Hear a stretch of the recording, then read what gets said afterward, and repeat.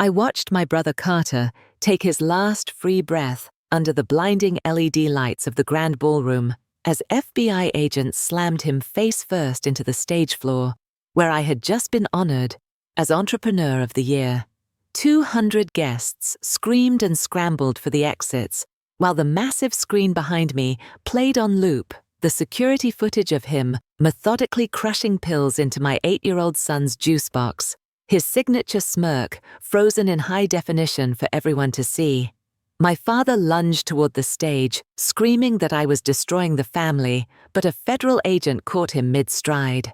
That was the moment I realized I had finally stopped being their victim and become their reckoning.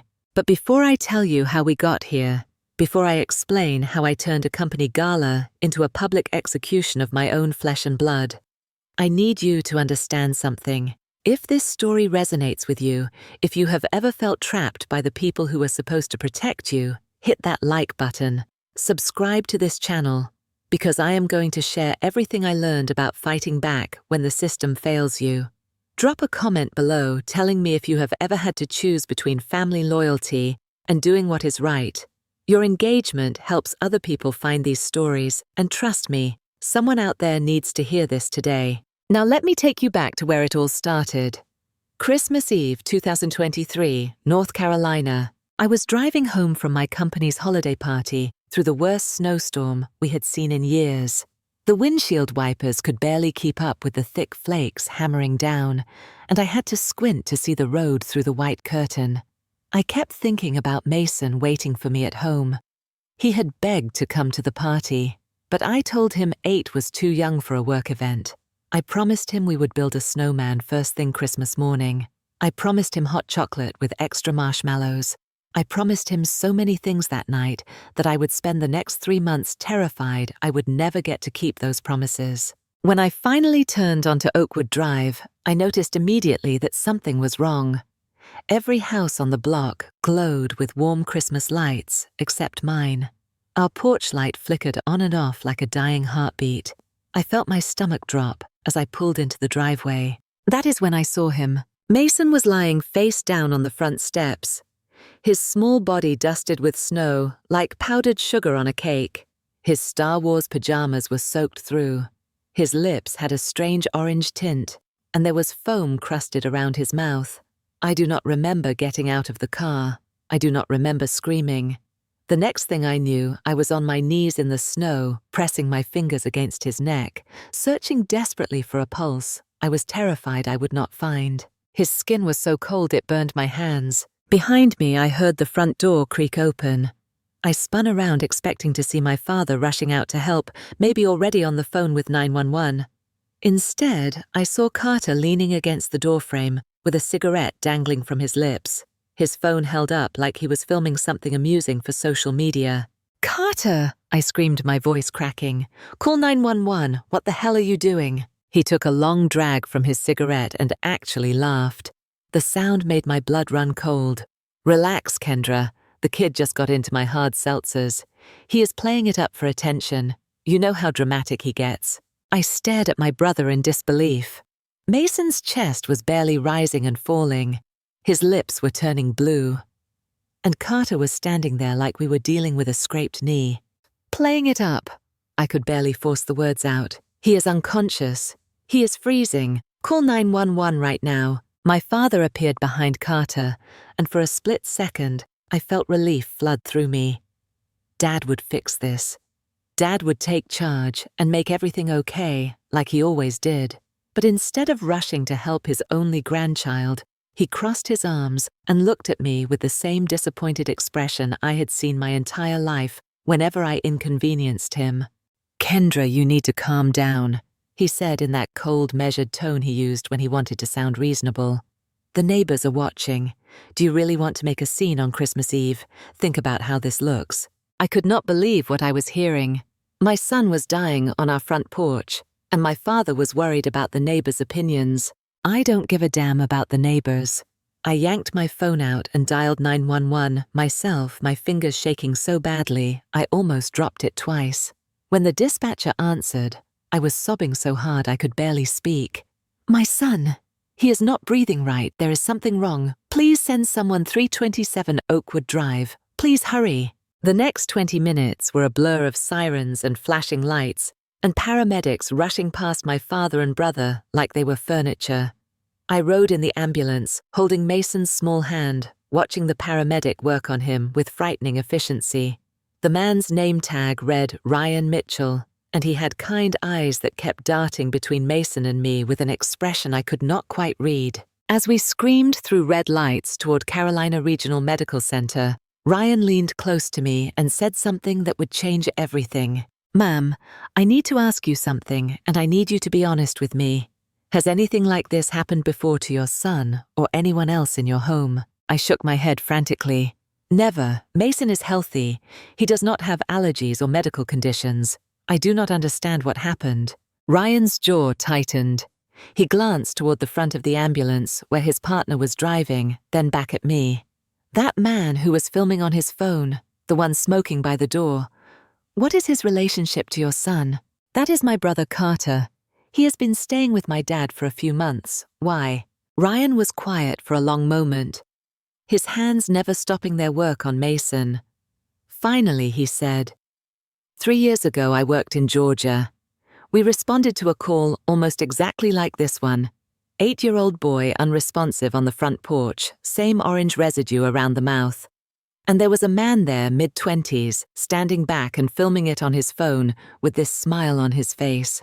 I will never forget that smile. My blood turned to ice. "What are you saying?" "I am saying I remember that smile, ma'am, and the man I saw tonight had the exact same one." The emergency room at Carolina Regional was chaos. It was Christmas Eve, which meant the waiting room was packed with people who had waited too long to deal with their problems.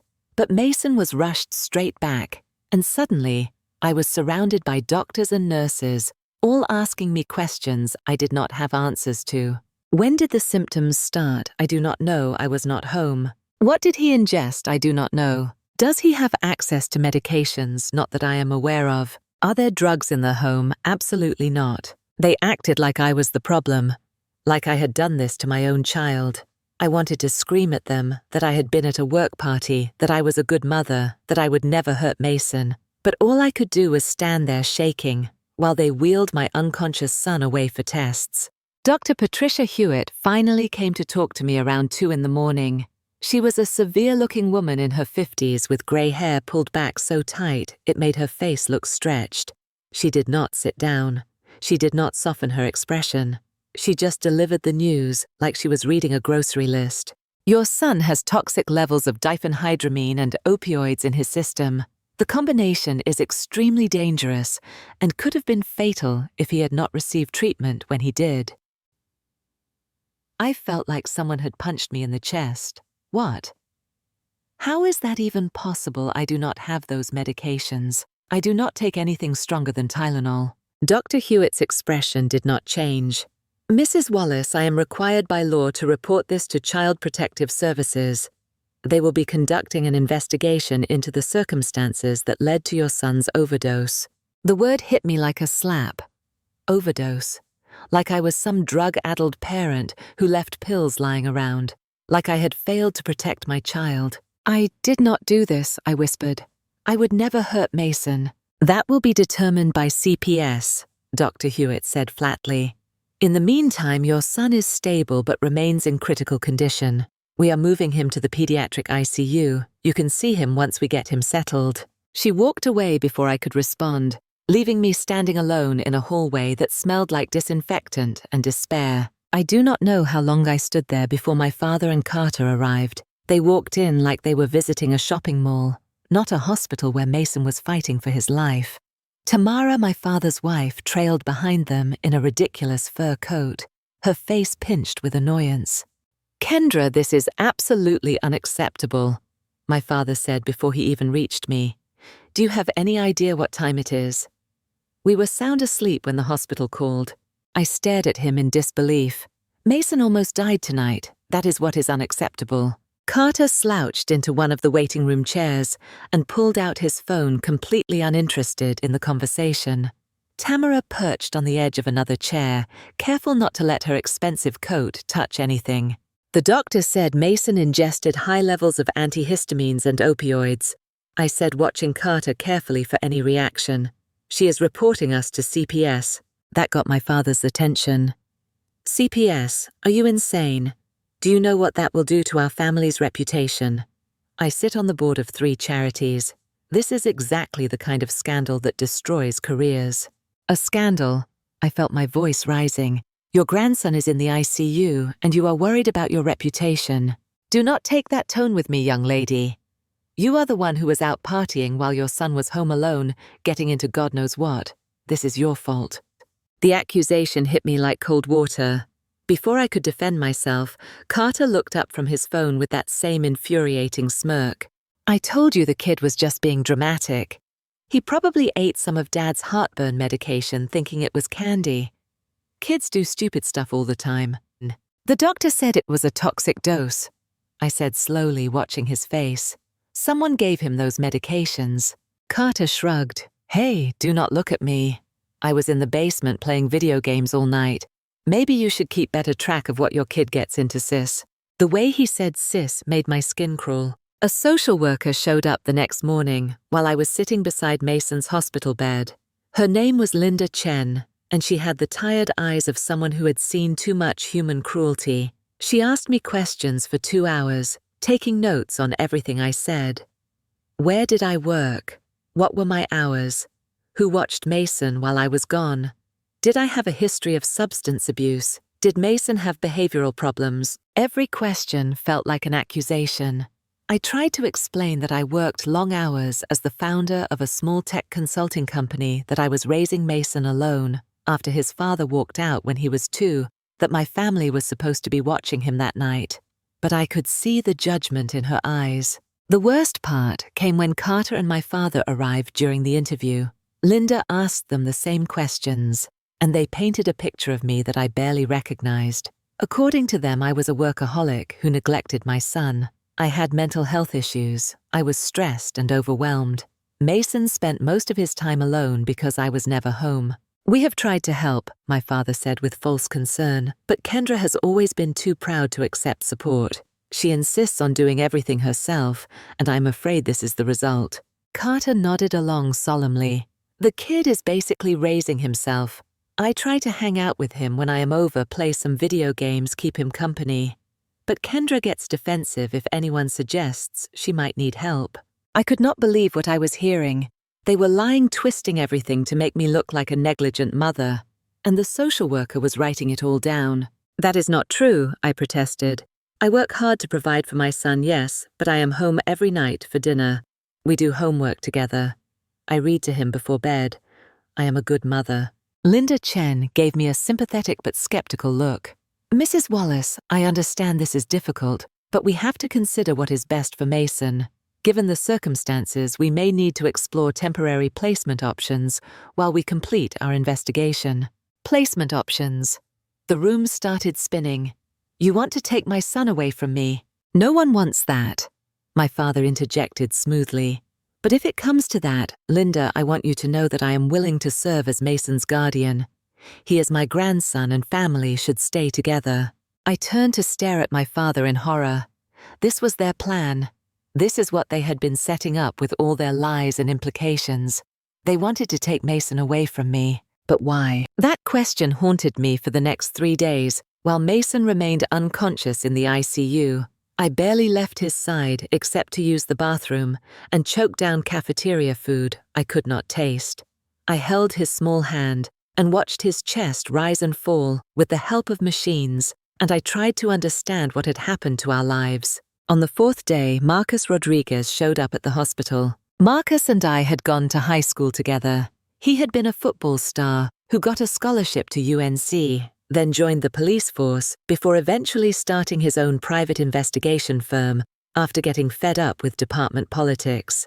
We had stayed in touch over the years, mostly through Christmas cards and the occasional coffee when our paths crossed.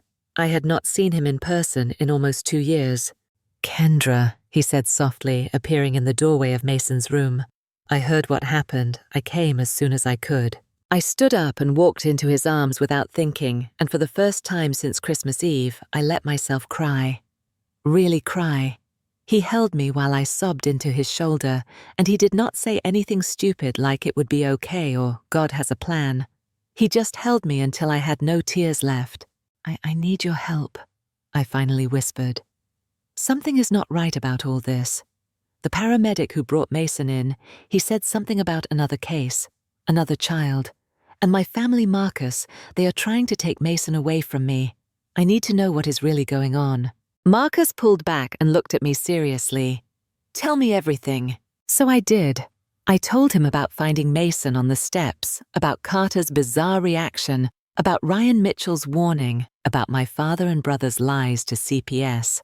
I told him things I had not even admitted to myself, about how Carter had always been cruel to Mason in small ways, how he mocked the boy for crying or called him weak, how my father always took Carter's side no matter what happened, because Carter was the golden child, the son who could do no wrong. Marcus listened to everything without interrupting. When I finished, he was quiet for a long time, his jaw working like he was trying to control his anger. I need you to do something for me, he finally said. I need you to find out if Mason has a trust fund or any kind of inheritance. Check your father's estate planning documents if you can access them. Look for anything involving money that would go to Mason. Why? Because 9 times out of 10 when someone tries to hurt a kid, it is about money. And if what that paramedic said is true, if there is another case, then we might be dealing with someone who has done this before. It took me another day to access the information, but when I did, I wished I had not. My grandfather, who passed away when I was pregnant with Mason, had set up a trust fund for his future great-grandchildren, $5 million to be held until Mason turned 18. I had known about it in a vague way, but I had never paid much attention to the details because it seemed so far off in the future. But there was a clause I had never seen before, buried in the legal language. If Mason died or was declared mentally incompetent before reaching 18, the money would revert to the next eligible heir, which was Carter. I called Marcus immediately. He answered on the first ring. Carter stands to inherit $5 million if something happens to Mason, I said without preamble. That is motive. That is more than motive, Kendra. That is a reason to kill. Do you know if Carter has any financial problems? I do not know much about his life. He moved to Georgia a few years ago, and we barely spoke. He only came back a few months ago and started staying at Dad's place. Wait, something clicked in my memory. At Thanksgiving, I heard him arguing with Dad about money, something about debts he needed to pay off. Marcus was silent for a beat. Okay, I am going to make some calls. In the meantime, I need you to not confront Carter or your father about any of this. Can you do that? They are trying to take my son from me, Marcus. I know, but if we are right about this, if Carter actually tried to kill Mason to get that inheritance, then we need to be smart about how we handle it. We need proof that will stand up in court. Can you trust me on this? I looked at Mason's pale face on the pillow at the tubes and wires keeping him alive. What choice do I have? Over the next week, Marcus worked his magic. He tracked down Ryan Mitchell, the paramedic, and got the details of that case in Georgia. A boy named Tyler Brennan, 8 years old, had ended up in the hospital with almost identical symptoms to Mason. Tyler survived, but suffered permanent brain damage. He was now in a group home unable to speak or care for himself. The man who had been watching Tyler that night was never charged. His name was never released, but Ryan remembered him clearly. He remembered the smile, the casual way he filmed the dying child, the complete lack of concern. And when Ryan looked at the photo Marcus showed him, he identified Carter without hesitation. That is him, Ryan said on the recording Marcus played for me. I would bet my career on it. That is the same man. But one case was not enough.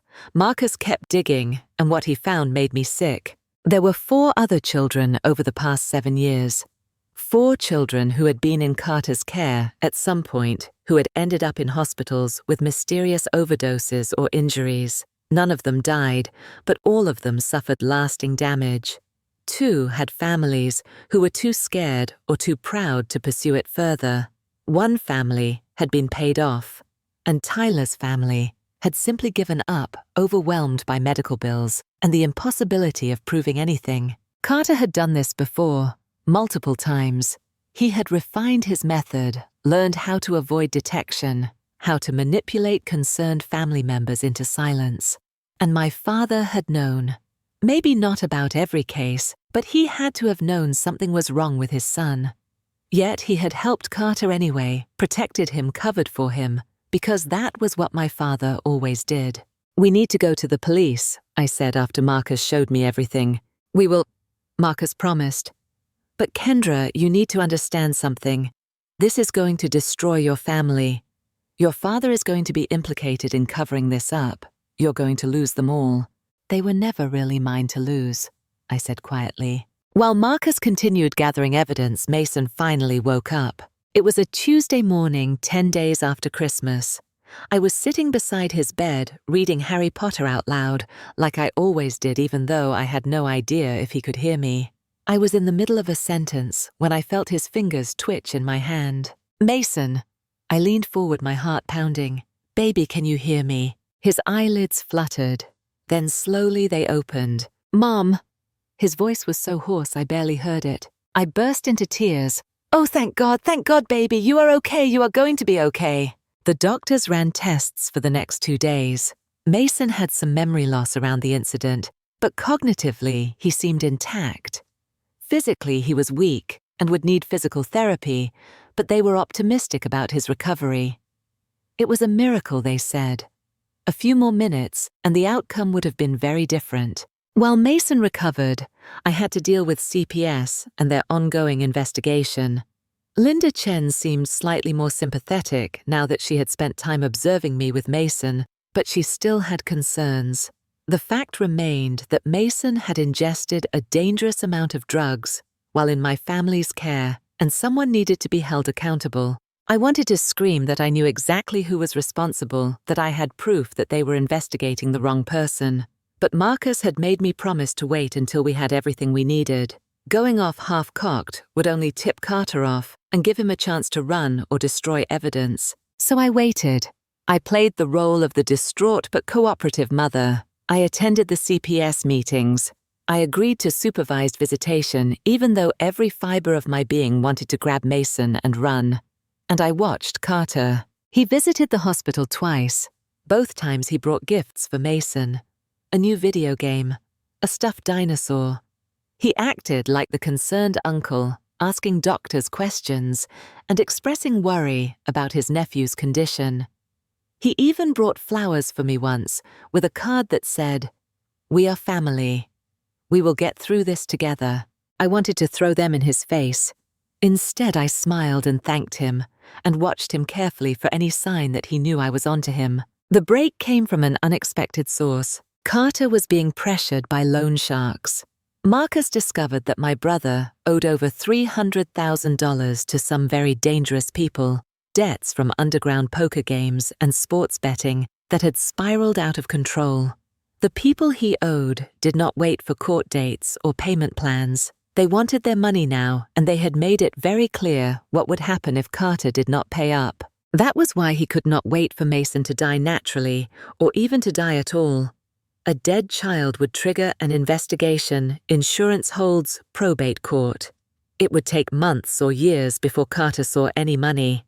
But a child declared mentally incompetent due to permanent brain damage could be placed under a guardian's care immediately. And if that guardian was Carter, he could access the trust fund right away for medical expenses and care costs.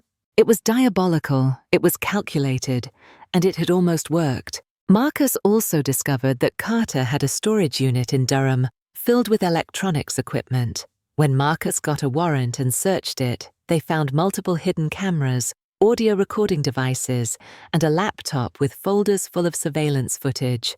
Carter had been filming his victims, collecting trophies of his crimes like some kind of serial killer. Among the footage was a crystal-clear video of Carter in my father's kitchen on Christmas Eve, crushing pills with the back of a spoon and stirring them into a juice box. Mason's favorite brand. The timestamp showed 6:45 p.m., 15 minutes before I got home. We had him. The police wanted to arrest Carter immediately, but Marcus convinced them to wait. He had a better idea.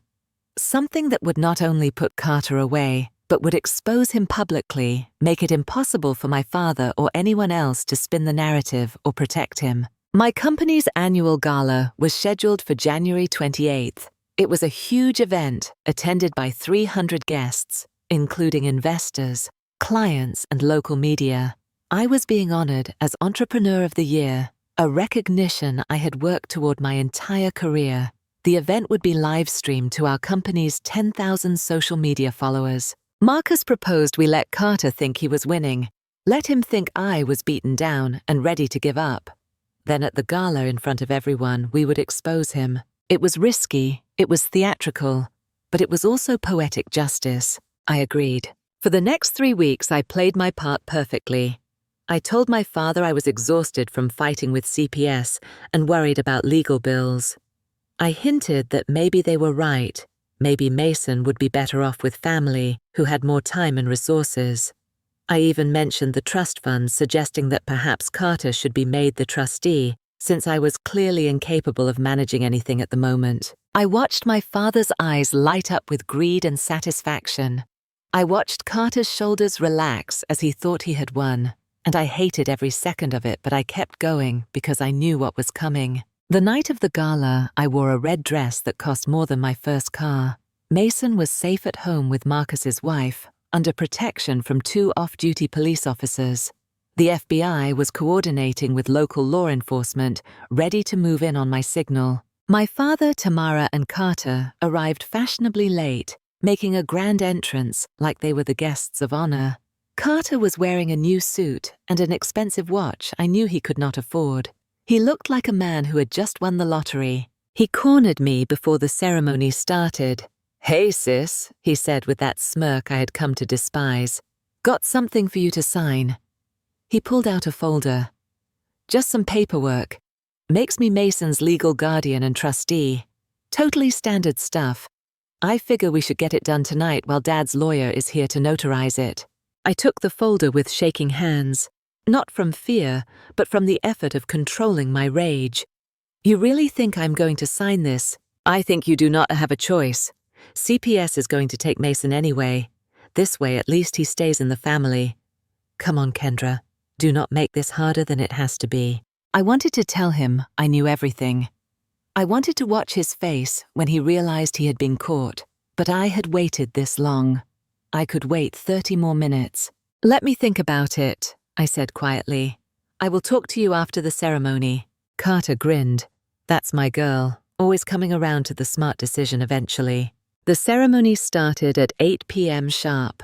I sat through the cocktail hour and dinner in a daze, barely tasting the expensive food. My father gave a speech about the importance of family and business success, and the irony almost made me laugh. Carter sat at our table drinking champagne, completely relaxed, already spending his millions in his head. When they called my name for the award, I walked up to the stage to thunderous applause. The ballroom was stunning, decorated in silver and gold, with a massive LED screen behind the stage showing a slideshow of company highlights.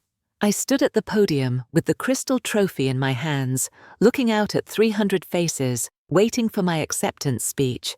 "Thank you all for this incredible honor." I began, my voice steady, despite the adrenaline coursing through me. When I started this company 8 years ago, I did it because I wanted to build something good, something that helped people. I wanted to create a business that operated with integrity and honesty. I paused and looked directly at my father. I wanted to build something that was nothing like the family I grew up in. The room got very quiet. I saw my father's smile falter. Carter sat up straighter in his chair, suddenly alert. "But before I talk about the company, I need to talk about something more important. I need to talk about my son." I pulled out my phone and connected it to the display system. The company's slideshow disappeared, replaced by my phone's screen. On Christmas Eve, someone tried to murder my 8-year-old child. They poisoned him with enough antihistamines and opioids to kill an adult. They left him to die on the front porch in a snowstorm. And when I found him barely breathing, they stood there laughing and filming it on their phone. Gasps rippled through the crowd. I saw people pulling out their phones, starting to record. Perfect. That person is here tonight. In fact, he is sitting right there. I pointed directly at Carter. Every head in the room turned. Carter's face went from confused to pale in seconds. My brother Carter has done this before. Not once, not twice, but 5 times that we know of. 5 children he has poisoned or injured while pretending to care for them, and he did it for money. He did it because he knew that if my son died or suffered permanent brain damage, he would inherit $5 million from our grandfather's trust fund. "This is insane," Carter shouted, jumping to his feet. "She is having a breakdown. Someone stop this." But I was not done. I played the first video. Carter in my father's kitchen crushing pills, stirring them into the juice box, the timestamp clear at the bottom, the sound of him humming while he prepared to murder a child. The ballroom erupted in shocked screams and shouts. I played the second video. Tyler Brennan, the boy in Georgia, lying unconscious while Carter filmed with that same smile.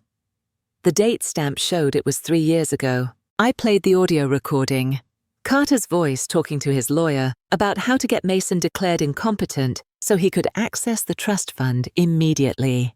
His exact words, "I do not need the kid dead. I just need him drooling in a wheelchair so I can control the money." My father stood up, his face purple with rage. "You turn that off right now. This is slander. We will sue you for everything you have." "Sue me with what money, Dad?" I said coldly. "I know you have been helping Carter hide from his creditors. I know you knew he hurt that boy in Georgia, and you helped him move back here anyway. I know everything." Carter made his move then. He jumped onto the stage and lunged for me, his face twisted with fury. But I was ready. 8 weeks of intensive self-defense training with Marcus paid off in that moment. When Carter reached for me, I sidestepped, grabbed his arm, and used his own momentum to flip him onto his back on the stage floor. The microphone was still on. Everyone heard me when I pressed my knee into his chest and said, "You touch my son again, you come near me again, and the police will be the least of your problems." That was the signal. FBI agents poured into the ballroom from every exit. Local police were right behind them. Someone grabbed my father as he tried to run. Tamara was screaming something about lawyers, but I only had eyes for Carter as they yanked him up, spun him around and cuffed his hands behind his back. "Carter Wallace, you are under arrest for 5 counts of attempted murder fraud and child endangerment," the lead FBI agent announced. Carter looked at me with pure hatred. "You stupid bitch. You just destroyed this entire family." "No," I said quietly. "You did that all by yourself." They dragged him out through the ballroom while 300 guests watched in shock.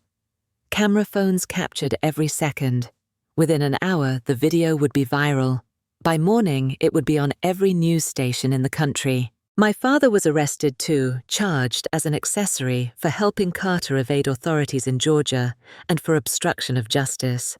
Tamara was charged with fraud for helping them fake documents. All 3 of them were led out in handcuffs, while the gala guests parted like the Red Sea. I stood alone on that stage, still holding my Entrepreneur of the Year trophy, and I finally let myself breathe. The trial took 8 months. The media called it the Trust Fund murder plot. Every detail came out in court. The loan sharks Carter owed. The pattern of abuse spanning 7 years. The way my father had systematically covered for him, paid off families, moved Carter from state to state to avoid investigations. The jury deliberated for 3 hours. Carter got 5 consecutive life sentences without parole. My father got 15 years. Tamara got 7. The other families Carter had hurt came forward once they saw the news coverage. They filed civil suits. They gave interviews. They made sure everyone knew what had been done to their children. By the time the legal dust settled, my father's entire estate was liquidated to pay settlements. The man who cared so much about his reputation died in prison 2 years later, alone and disgraced. But this story is not really about their punishment. It is about what came after. I took Mason and left North Carolina. We moved to a small town in Vermont where nobody knew our names or our story. I changed our last names legally, and we started over. The trust fund, which the court had protected, absolutely became the seed money for something new. I created the Mason Foundation, a non-profit that provides free legal representation for single parents fighting against family court corruption and abuse. We have helped over 200 families so far. We have gotten 7 children out of dangerous situations that CPS missed or ignored. Mason is 11 now.